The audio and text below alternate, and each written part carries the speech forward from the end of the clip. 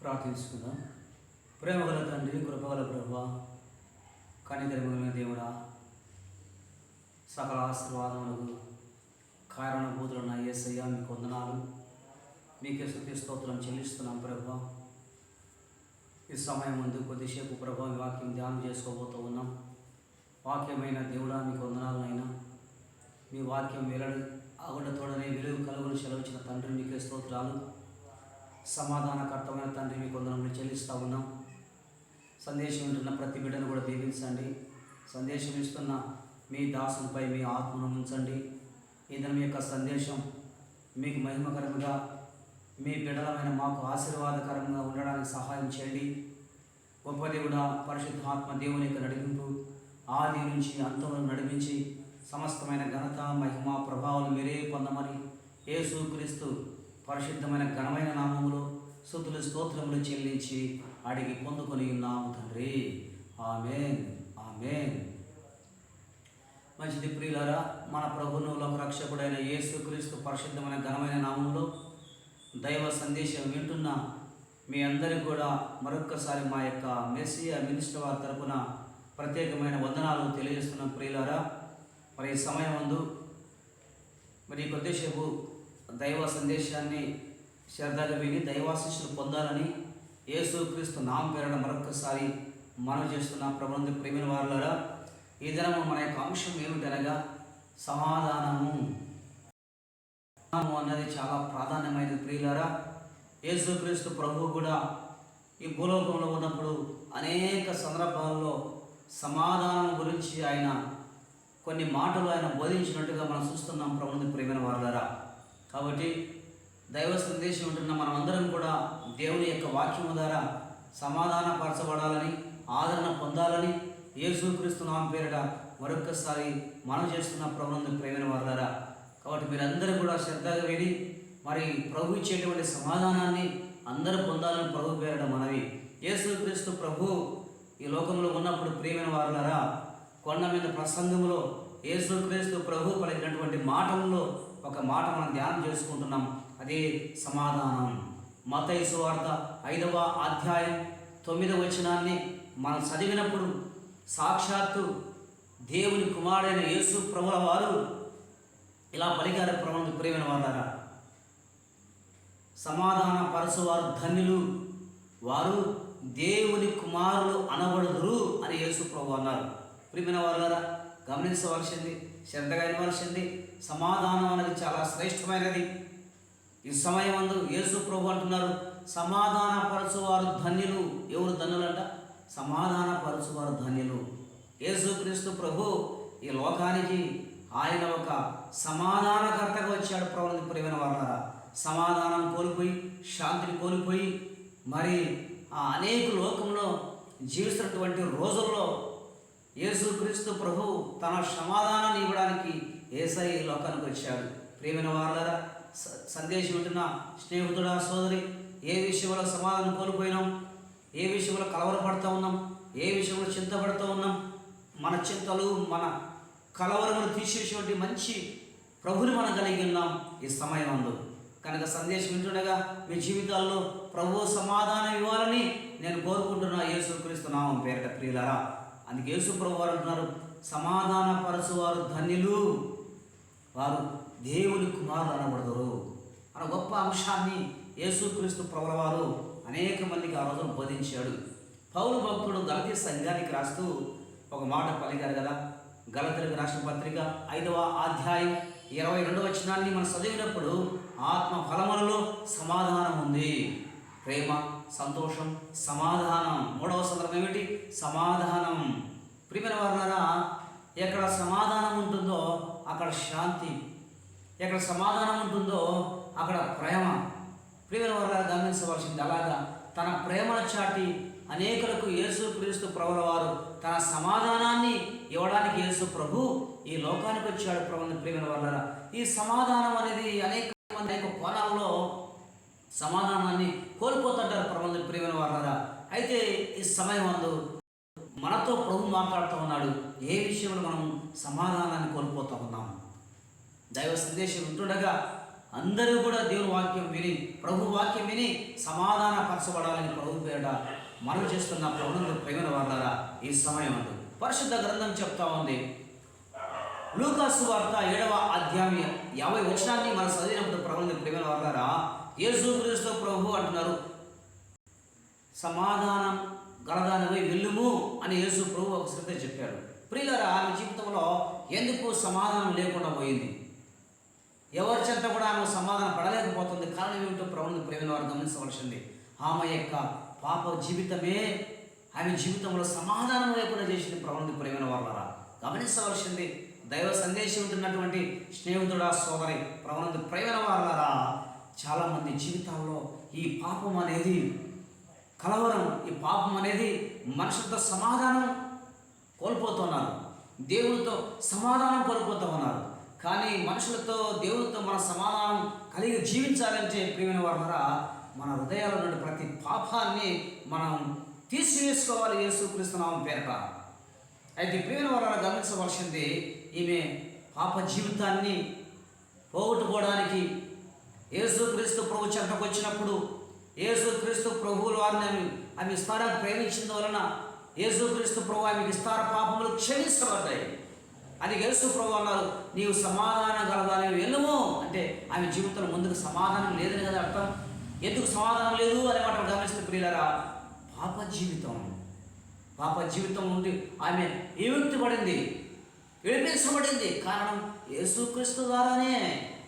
ఈ లోకంలో ఏ ఊరి ద్వారా మన పాపాలు క్షమించబడ్డావు, మనకు సమాధానం దొరకదు. ప్రేమ వారులారా, ఒక యేసుక్రీస్తు ద్వారా తప్ప మన జీవితాల్లో సమాధానం వస్తుంది. ఇలాగా ప్రతి మనిషి జీవితంలో కూడా ఏదో ఒక విషయంలో సమాధానాన్ని కోల్పోతా ఉన్నాడు.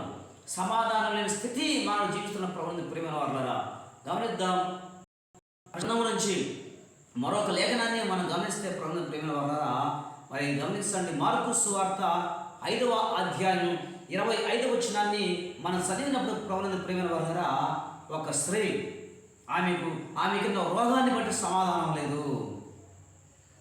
12 సంవత్సరాల నుంచి రక్తస్రావంతో అనే వ్యాధితో బాధపడుతూ ఉంది. సమస్తం పోగొట్టుకుంది. ఇక ఏం ప్రయోజనం లేదు, ఇంకా సంకటపడింది. ఒకవేళ డాక్టర్ చూపించగలన ఏం లేదు, అంత సమస్తం పోగొట్టుకుంది, ఏమీ లేదు. ఆమె చెంత ప్రభువుని ప్రేమ వారులారా, మరి ఎంత దుర్బలమైనటువంటి పరిస్థితి ఆమె జీవితంలో వచ్చి పడిందో. అందుకు కాబట్టి ఆమె రోగాన్ని బట్టి ఆమె జీవితంలో సమాధానం లేదు. ప్రభువుని ప్రేమ వారులారా, ఒకనొక దినమున యేసుక్రీస్తు ప్రభువుని గురించి ఆమె వింది విశ్వాసముతో. మరి యేసుక్రీస్తు ప్రభు యొక్క చెమురు తాకినప్పుడు యేసయ్యలో నుంచి ప్రభావం ఆమెను వెళ్ళిపోయింది. వెళ్ళిపోగానే ఆమె రక్తధార కక్షణం, ఆమె శరీరం నుండి బాధ వెళ్ళిపోయింది. బాధ నివారణ ఆయన పరిశుద్ధ గ్రంథం చెప్తా ఉంది. ప్రియులారా, యేసు ప్రభు అన్నారు, నీ విశ్వాసమే నిన్ను స్వస్థపరిచెను, సమాధానం కలగాని వెళ్ళము. దేవుని స్తోత్రం కలుగును గాక. ఒక వ్యాధి పోవాలన్నా యేసయ్య, ఒక పాపం పోవాలన్నా యేసు ప్రభుల వారు. ఒక స్త్రీ జీవితంలో పాపం వల్ల సమాధానం కోల్పోయింది. మరొక స్త్రీ జీవితంలో రోగాన్ని బట్టి, ఆమెకున్న వ్యాధిని బట్టి సమాధానం లేని స్థితి. వీరిద్దరికి కూడా యేసుక్రీస్తు ద్వారానే సమాధానం కలిగింది. నా జీవితంలో, నీ జీవితంలో సందేశం ఉంటున్న వారి ఎవరి జీవితాలైనా సరే ప్రభువుని ప్రేమ వారులారా, సమాధానం కావాలంటే యేసుక్రీస్తు ప్రభు చెంతకు మనం రావాలి. ప్రభువుని ప్రేమ వారులారా, యెషయా గ్రంథం 9వ అధ్యాయం 6వ వచనాన్ని మనం చదివినప్పుడు, యెషయా ప్రవక్త 1000 సంవత్సరాల కాలంలో యేసుక్రీస్తు ప్రభువుని గురించి ఆయన చెబుతూ ఇలాగంటాడు, సమాధానకర్త అధిపతి ఆయనకు పేరు పెట్టబడను. మన యేసుక్రీస్తు ప్రభువారికి ఏం పేరంట? సమాధానకర్త అధిపతి, సమాధానాన్ని కర్త యేసు ప్రభుల వారు. కనుక ఆయన చెంతకు మనం వచ్చినట్లయితే కనుక ఏ స్థితిలో ఉన్నా, ఎట్టి పరిస్థితుల్లో ఉన్నా మన జీవితాల్లో యేసుక్రీస్తు ప్రభు ఏం కలగజేస్తున్నాడు ప్రియులారా? సమాధానం. ఇక్కడైనా ప్రభు చెంతకు వద్దాం, ప్రభుతో ఏకీభవిద్దాం, ప్రభుతో మన జీవితాన్ని ఒప్పుకుందాం, మన కష్టాన్ని చెప్పుకుందాం, మన వ్యాధులు చెప్పుకుందాం, మన పాప జీవితాన్ని ప్రభుతో చెప్పుకుందాం. యేసు ప్రభు సమాధానాన్ని కర్త, సమాధాన కర్తగా యేసయ్యలో కనుకొచ్చాడు. స్నేహితుడా, సోదరి, ఈ సమయంలో నీవు ఏ స్థితిలో ఉన్నా, ఏ పరిస్థితుల్లో ఉన్నా, ఏ పరిస్థితుల్లో దుఃఖంగా ఉన్నా, నువ్వు ఏ స్థితిలో కలవరపడుతున్నా, ఏ విషయం చింతపడుతూ ఉన్నా, కానీ అన్నిటికీ సమాధానం కర్త యేసుక్రీస్తు ప్రభుల వారు. అట్టి మంచి దేవుని ఈ రాత్రికాల సమయంలో మనం కలిగి ఉన్న ప్రేమైన వాళ్ళరా గమనించవలసింది. ఇకనైనా మార్పు పొంది యేసుక్రీస్తు ప్రభుతో సమాధాన పడదాము. ఎందుకు మానవ జీవితంలో సమాధానం లేకుండా పోయింది తెలుసా? ఆజ్ఞ అతిక్రమమే పాపం. ఆదికాండ 3వ అధ్యాయంలో దేవుడు చెప్పిన మాట వినకుండా ఆజ్ఞ అతిక్రమించినందువలన సమాధానాన్ని, దేవుడితో సమాధానాన్ని కోల్పోయాడు ఆదాము. ప్రియులారా, తిరిగి దేవుడు ప్రేమమయుడు, దేవుడు ప్రేమ స్వరూపి కాబట్టి తిరిగి మళ్ళీ దేవుడితో సమాధానం పడడానికి యేసుక్రీస్తు ద్వారా మనందరికీ చక్కటి అవకాశం ఇచ్చాడు. ప్రియులారా, ఈ అవకాశాన్ని ఎవరు పోగొట్టుకోకూడదు. సమయం మనది కాదు, సమయం దేవుని చేతిలో ఉన్నాయి. దేవుని చేతిలో మనం ఉన్నాం కాబట్టి ప్రభుతో సమాధానం పడాలి మనం. అందుకే పరిశుద్ధ గ్రంథం చెప్తుంది ప్రియులారా, సమాధానం వెతికి వెంటాడము. లోకంలో ఎక్కడ చూసినా, ఎవరి చెంత చూసినా సమాధానం దొరకదు ప్రియులారా. అయితే యేసుక్రీస్తు ద్వారానే మనకు సమాధానం కలుగును. అందుకే సమాధానం వెతికి వెంటాడము. యేసుక్రీస్తు ప్రభువులోనే సమాధానం మనకు కలుగును అనే మాట మనం గమనించవచ్చు. కనుక యేసుక్రీస్తు ద్వారానే మన జీవితాలకు శాంతి, సమాధానం దొరుకును అనే మాట మనం గమనించి ఇక్కడైనా ప్రభుతో మన పాత జీవితాన్ని, పాప జీవితాన్ని ఒప్పుకుందాం. ప్రభుత్వం ఏకీభవించుదాం. సమాధానకర్త అయిన దేవుడు మనకు సమాధానం ఇవ్వడానికే యేసుక్రీస్తు ప్రభు ఈ లోకానికి వచ్చారు ప్రియులారా. అలాగా యేసుక్రీస్తు ప్రభు ఈ భూమి మీద ఉన్నప్పుడు అనేక మందికి తన సమాధానాన్ని ఇచ్చి శాంతిపరిచినట్టుగా గమనించగలుగుతున్నాం. ఇక గమనిస్తే పరిశుద్ధ బైబిల్ గ్రంథం ప్రియులారా అనేక లేఖనాలు మనం గమనించవచ్చు. అయితే మరి ప్రతి లేఖనము కూడా యేసుక్రీస్తు ద్వారానే సమాధానం కలుగును అనే మాట మరి ఎంతో భక్తులు రాసి ఉంచినట్టుగా గమనిస్తున్నాం. ప్రభుని ప్రియమైన వారులారా, అది ఏ కష్టం, ఏ నష్టం, ఏ వ్యాధి, ఏ పాపం, ఏ పాప రోగమైన యేసుక్రీస్తు ద్వారానే మనకు సమాధానం కలుగును. యేసుక్రీస్తు ప్రభు మరి మానవాళి పాపనిమిత్తమై ఆయన రక్తం చిందించి మనకు శ్రమలు ఓర్చుకొని మానవాళ్ళందరి కోసం తన ప్రాణం పెట్టి ఆయన సమాధి చేయబడ్డాడు. కానీ శిష్యులందరూ కూడా సమాధానాన్ని కోల్పోయి ఒక గృహంలో ఉన్నారు వారందరూ కూడా. అయితే యేసుక్రీస్తు ప్రభు మృత్యువుని జయించి తిరిగి లేచి వారి మధ్య నిలిచాడు. ఏమన్నాడు యేసు ప్రభు? మీకు సమాధానం కలుగునుగాక. ప్రభు నా స్తోత్రం కలుగునుగాక, మీకు సమాధానం కలుగునుగాక అంటే అట్టి పరిస్థితుల్లో శిష్యులందరూ కూడా సమాధానం నిలుస్తూ ఉన్నారు. ఎందుకంటే యేసు ప్రభు మరణించాడు, సమాధి చేయబడ్డాడు. ఇక మన పరిస్థితి ఏమిటి? ఎలా బయటికి వెళ్ళాలి? ఏ విధంగా జీవించాలి? మన పరిస్థితి ఏమిటి అనే భయంతో వారు జీవిస్తున్నారు ప్రియులారా. అయితే యేసుక్రీస్తు ప్రభు నమ్మదగిన దేవుడు, వాగ్దానం చేసిన దేవుడు, నమ్మదగిన దేవుడు. నేను తిరిగి లేస్తాను అని చెప్పిన యేసు ప్రభు తిరిగి లేచాడు. ఈ భూమి మీద ఎవరు చనిపోయి తిరిగి లేచిన వారు అంటే ఎవరు లేరు, ఒక యేసుక్రీస్తు ప్రభు తప్ప ప్రియులారా. ఆయన సమాధి నుంచి తిరిగి లేచి వారి మధ్య, శిష్యుల మధ్య నిలిచి మీకు సమాధానం కలుగునుగాక అన్నాడు. దేవుని స్తోత్రం. అట్టి సమాధానం ఇచ్చే దేవుడిని, మంచి దేవుని మనం కలిగిన ప్రియులారా. ఇకనైనా మన పాత జీవితాన్ని, పాప జీవితాన్ని ప్రభుత్వం ఒప్పుకుందాం. ఈ పరిచర్య ద్వారా అనేక కుటుంబాల్లో సమాధానాన్ని ప్రభు ఇచ్చాడు ప్రియులారా. మేము మా యొక్క అనుదిన పరిచర్యలో యేసుక్రీస్తు ప్రభు యొక్క దినదినం కూడా సువార్త ప్రకటిస్తూ ఉంటాం.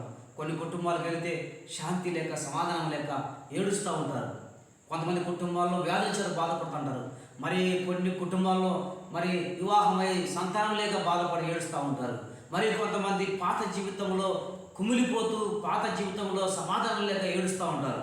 ఎలాంటి పరిస్థితుల మధ్య వారి మధ్యకు వెళ్ళి స్వాత ప్రకటించినప్పుడు వారి కుటుంబాల్లో శాంతి, సమాధానం యేసయ్య వారికి అనుగ్రహించాడు ప్రియులారా.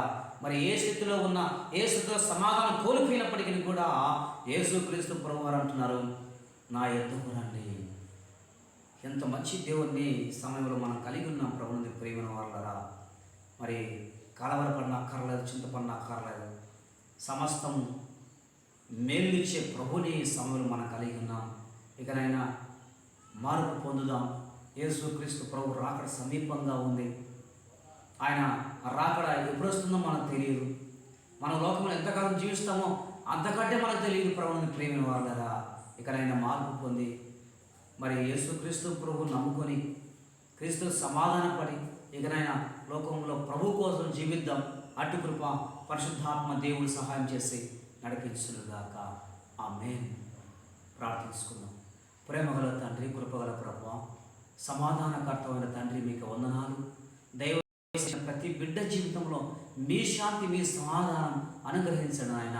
ఎవరైతే ప్రభు ఇబ్బందుల్లో, ఇరుకులో నాయన చెప్పుకోలేని సమస్యలతో మరి వివాహాలయ్యి సంతానం లేక బాధపడిన బిడ్డల జీవితాల్లో అయ్యా, వివాహాల కోసం ఎదురు చూస్తున్న బిడ్డల జీవితాల్లో, ఆయా వ్యాధుల చేత, దీర్ఘకాల వ్యాధుల చేత బాధపడిన బిడ్డల జీవితాల్లో అయ్యా సమాధానం ఇవ్వండి ప్రభా, కృప చూపించి వేడుకుంటున్నాం.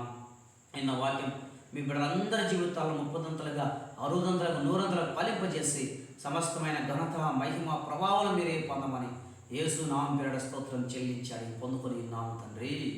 ఆమేన్. ప్రభు అయిన యేసుక్రీస్తు కృపై, తండ్రి అయిన దేవుని యొక్క ప్రేమ, పరిశుద్ధాత్మ దేవుని యొక్క అన్యోన్య సహవాసం సందేశమైన ప్రతి బిడ్డలను కూడా ఇప్పుడు ఎల్లప్పుడూ సదాకాలంతో నడిపించును గాక. ఆమేన్. ఆమేన్.